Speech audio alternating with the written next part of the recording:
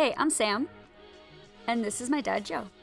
Over the past few weeks, we showed you how we turned a pile of pre-cut lumber into a 12x12 shed.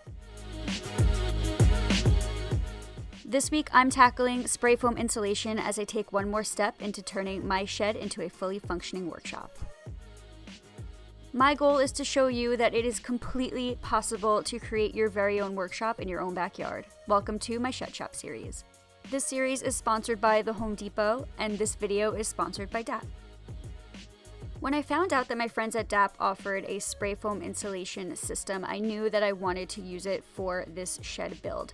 And so they provided me with a 600 square foot unit to use in the shop, as well as many of the safety items that are included with the kit, such as gloves and such as safety goggles.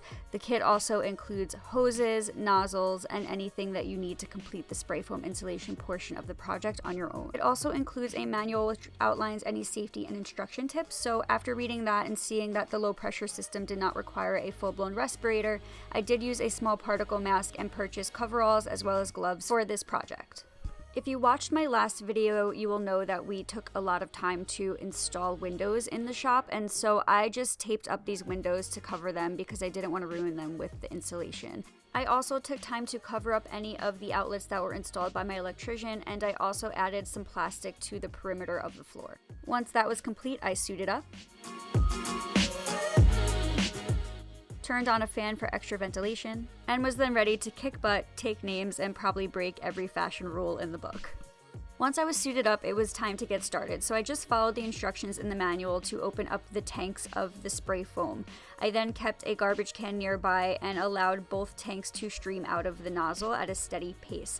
Once I was happy with that, I then added my specialty nozzle and got started. First couple of walls were tricky in terms of figuring out the way that it sprayed and how much would come out, but basically I just started by following the perimeter of the beams on one wall in between each of the studs, and then slowly got used to spraying it back and forth between the studs until I was happy with the coverage. It doesn't have to go on super thick because it will be expanding on its own, and I had to add a second coat later on, which was totally fine.